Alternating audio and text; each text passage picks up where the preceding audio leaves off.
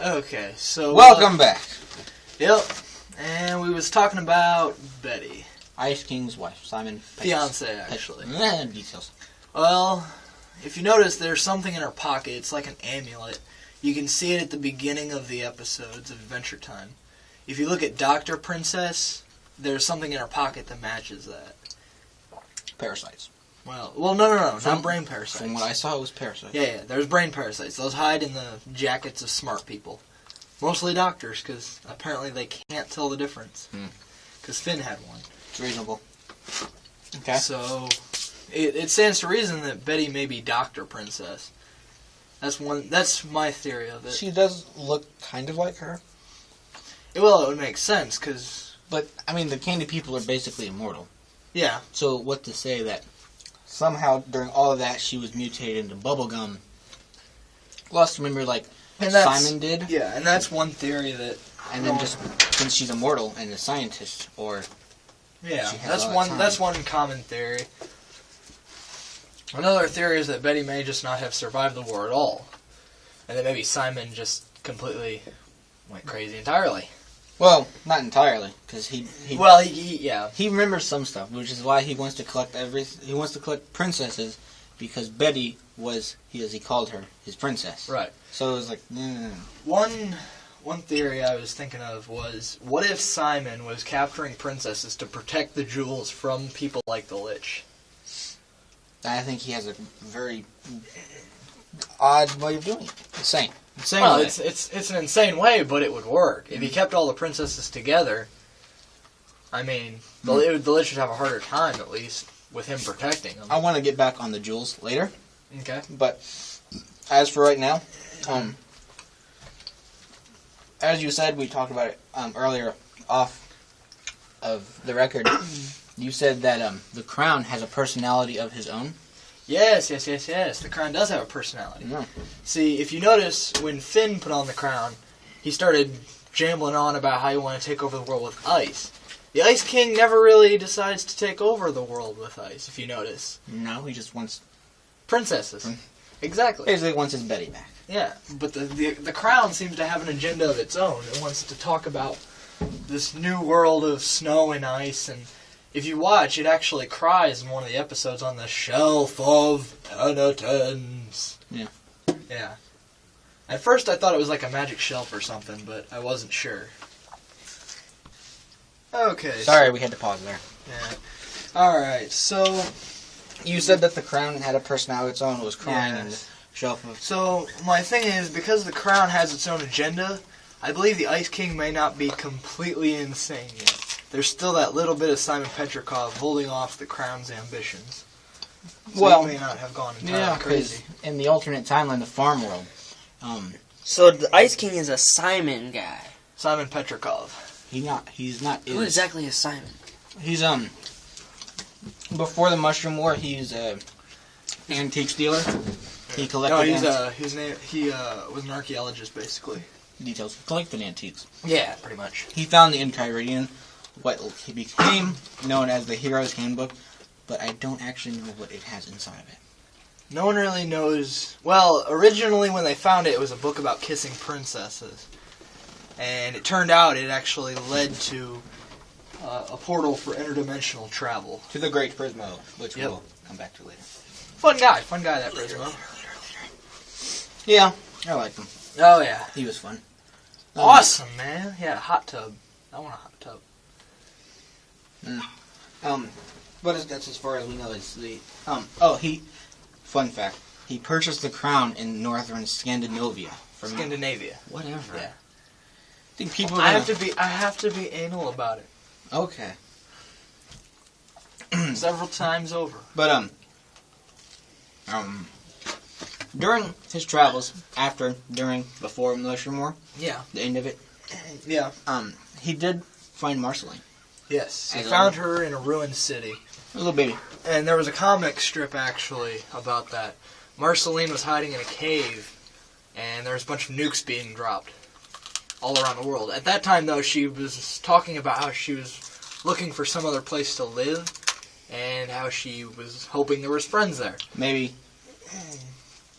So I'm guessing we know for sure she wasn't a vampire as a child. No, there's no bite marks. She didn't become a vampire until 1820. Right. I thought she was a demon.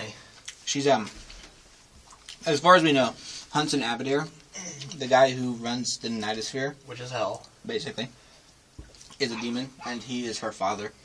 We have no idea who the mother is. She can't be a vampire. Well, her mother has to be part human. Yeah, at least part human. She ages, and right. Hudson doesn't. Well, that might be because of his amulet, though. Even when he takes it off, he's just in a but he's shorts. Yeah, but he's a full demon. Details. But we know her mom's human. Until she was 18 through 20, she was bitten. Right, and if you look at it, the common theory is that it's Ash, her boyfriend in one of the episodes, Back into the Dream World or whatever. Yeah, where Finn and Jake has to go into the dream world to get her memory back. Yes. Yeah. I mean, it could be Ash. Well, Ash is the only other vampire we see. Yeah. Every other thing's just a ghost or some other weird monster. Well, she's technically the vampire queen. So would that make Ash the king? Well, we don't know. And that's just half the fun. But, the question isn't, though, she's only 1,000. Well, 1,000ers... well, she's over 1,000. She said that to her dad. C.men, the Ice King, is older than she is. Well, that much is obvious. Because... he gave her Hambo the bear. Yeah. Yeah. And we know that without him... well, if he did sacrifice himself to stop the bomb, she would have stayed to protect his body and not gone out to do whatever it is she did to become a vampire. Because she wasn't a vampire in that. Right. Well, remember, she moved into Finn and Jake's treehouse. When? When she was moving in with Ash. Oh, yeah. That was originally Ash's place. Yeah. So we know that it's most likely Ash that caused her to become a vampire. The thing that bothers me, though, isn't Marceline. It's more what C.men did. I think that when the bomb was dropped, instead of actually stopping it, he ganged up with Hudson to fight the Lich. Because we never see the Lich at full power. We just don't. Oh, well, we don't actually see him do anything. We just... I mean, the only glimpse we get at him at near full power is when he's fighting Billy. Right. Well, we don't know the situation around that either. He may not have been at full power. Yeah. I mean, he's a Lich and he's, like, all-powerful, and then Billy just kicks him to the face and it's like, oh, I'm defeated. We don't even know if Billy trapped him in amber, or if that was something else. Yeah, and it could have been some other magic. It might have been him, because he said he defeated the Lich. Yeah. And, that's not saying much, though. Yeah, I actually have a timeline here. I think the first event was that the humans went underground. I'm not supposed to tell them that. Oh. Too late now, but whatever. Oh, they'll be fine. Anyway, humans went underground. Why? Humans, well, they probably thought the war was impending. That's pretty much obvious. The mall where the fish people live is Butopia. Well, huh? They live now. Yeah. Well, the mall where they live at is called Butopia, and you can see just a ruined city underground.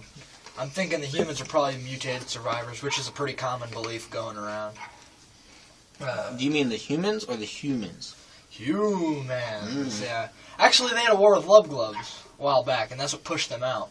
Which makes me wonder, what are Love Gloves? They'd be the Lich.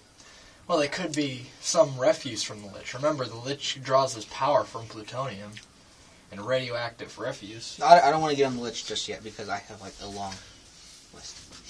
But I want to... Anyway. But, no, they could be. So what's your thoughts on Flambeau? What do you mean? He's what happens after a Fire Kingdom guy dies. Right. But the idea is, how did he come to be to begin with? When they first a fire started, person died. Right. But they when they first met him, it just seemed like they hated him. You know what I'm saying? No. Yeah. Well, they didn't like him. In the first episode I seen him, he was fire. He just seems fishy to me. Oh, okay. I letting him off the hook. He could be the Fire King that they have now said that he killed the previous Fire King, so he could be what is left of the previous Fire King. Yeah. One of my thoughts was that he had something to do with it too. Do with what? Just the war in itself. I don't know. He just seems all around fishy. He's too small and cuddly to be something there. Fiery? Yes. He's just not right, man. And he's kind of rude, you know, which, it fits. It's cool, yo. Speaking of the Fire King,